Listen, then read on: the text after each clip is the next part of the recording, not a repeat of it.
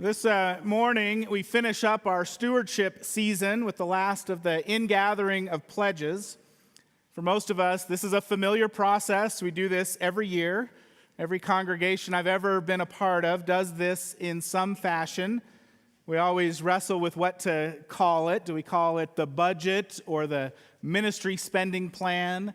Do we call what we fill out pledges or letters of intent or love gift promises? I'm not sure it really matters what we call it, but every year the leaders of the congregation gather us to share with us the vision of the future, where we're going, what we're going to do together. And then members are asked to share with that leadership at what level they're going to support the ministry of the church. Every nonprofit does this to some extent. If you listen to public radio, they shut it off 4 times a year and ask for pledges. This past fall, I went to 4 fundraisers of various organizations in town that we support and received the ask at each one for how we would support them. But it's different when it comes to the church, because the nonprofit is us. It's not some organization that we support. We are the organization. We are the body of Christ, and each one of us are members of that body. And to some degree then, when we make a pledge, when we give a gift, we're sharing our gifts with each other for the sake of what we receive here in worship together, what we benefit from, and also so that we can do work together that benefits others. And when we give, we're also giving to God.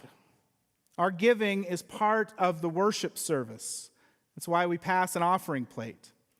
We don't pass the plate just because the church needs to pay its bills or to fulfill the mission that we've agreed upon. We pass the plate because giving is an act of worship.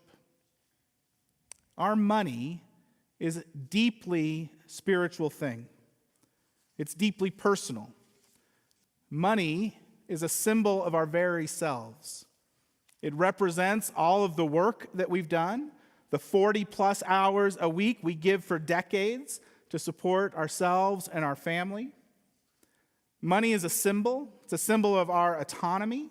It's a symbol of our control over our own lives. It represents our security, our ability to feed and clothe and house ourselves. Because it's so personal and so caught up in our identity, it makes it hard to talk about.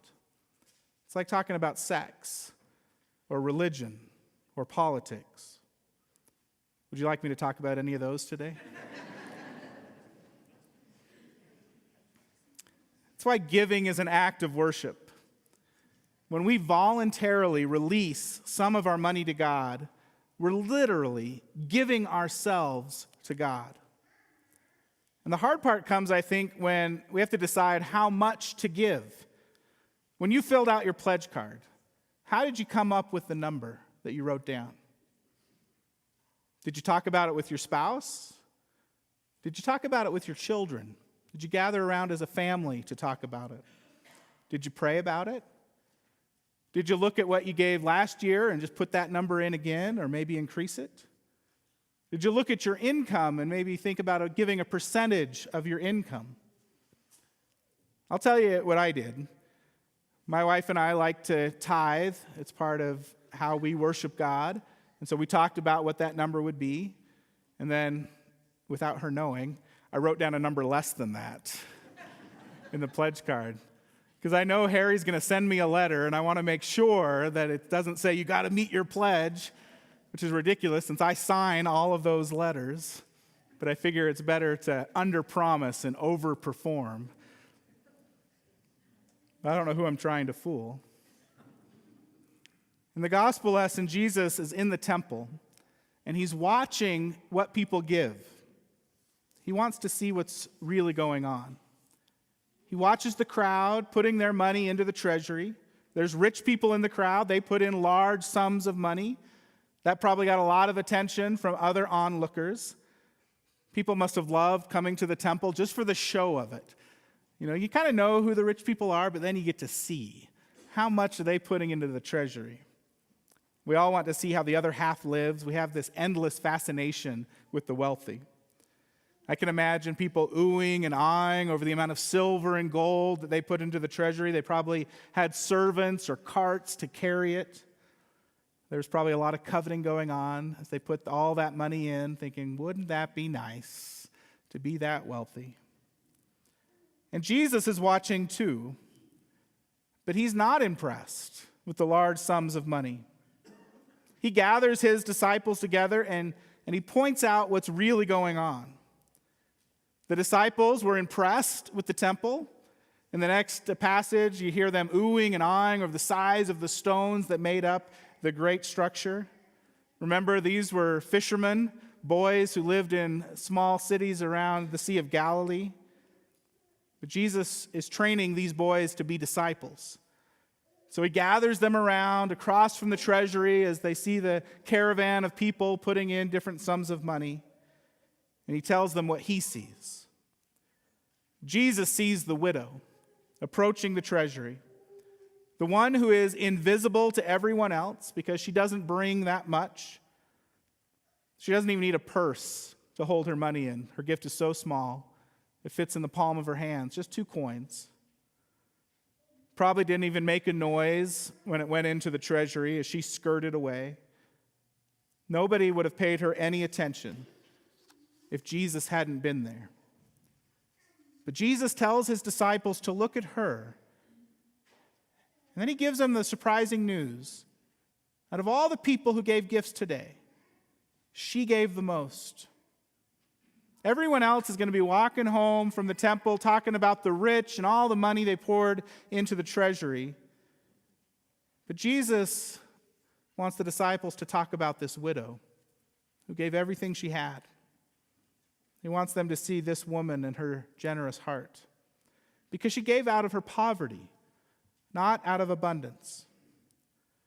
The rest of us have this luxury of figuring out how much we're going to give and how much we're going to keep. The widow didn't have to do any math that day. She just gave it all, everything she had, to God and to God's work. That's what the temple was. That's where God was. That's where God was being made known. So she put that deeply personal symbol of all that she had to live on, and she gave it away to God, trusting God to care for her. Nobody else saw that, but Jesus did. And her gift will forever be remembered. How much should we give to God? How much should we give to the church? Should we subtract out our volunteer hours and the time that we give? Should we subtract out the money that we give to other organizations? How much should we give?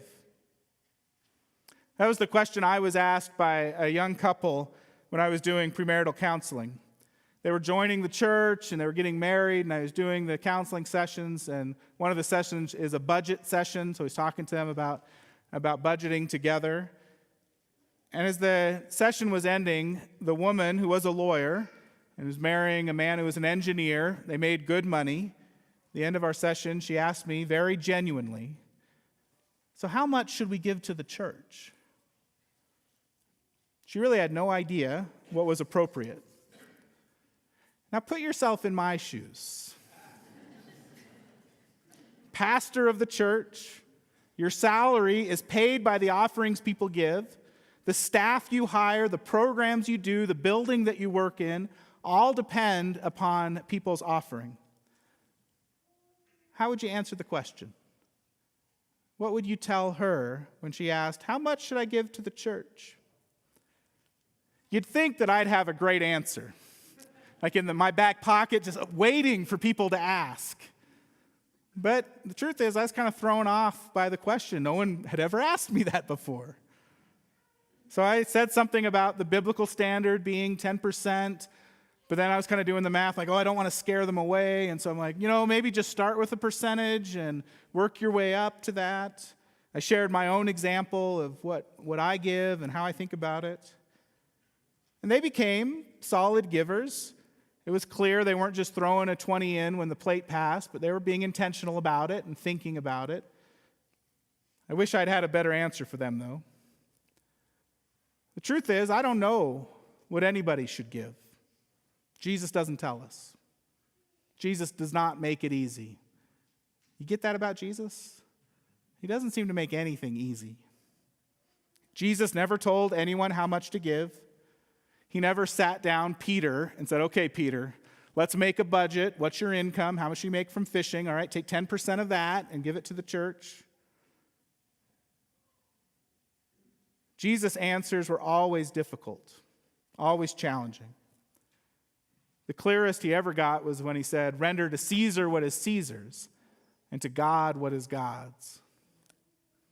He tells the rich man to sell everything he has and give it to the poor, which would make him poor himself. Here today, he commends a widow for giving not 10% of her income, but everything she had to live on, to do the Lord's work. If the young couple had asked Jesus, how much should we give? What do you think Jesus would have said? Would he have told him this story of the widow who gave out of her poverty everything she had to live on? I think so. And what are we to do with that when the offering plate comes this morning? Every fiber of my being wants to resist this message that Jesus is saying, give everything. I want to say, he doesn't really mean it. I want to let us off the hook. I had a young man come to me. He was poor, and he was giving 10% to the church.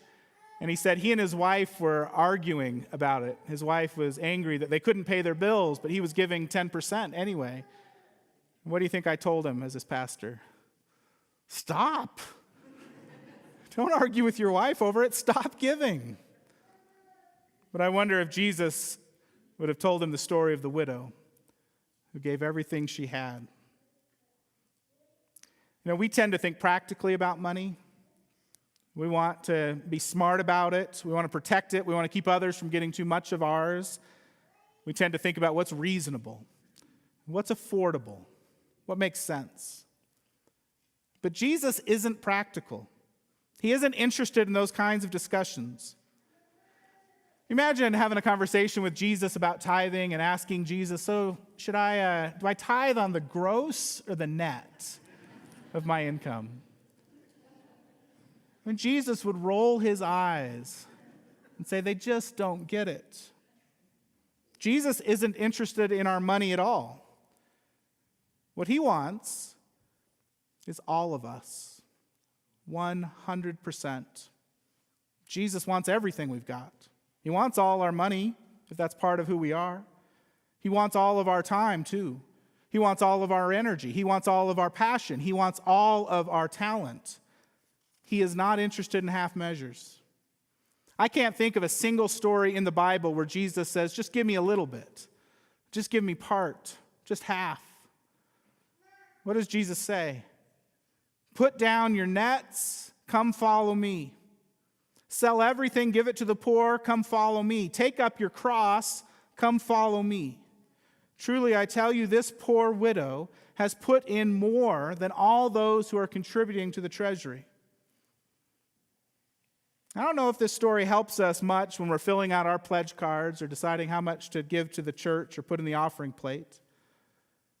But it does reveal how God sees giving and what he counts as generosity.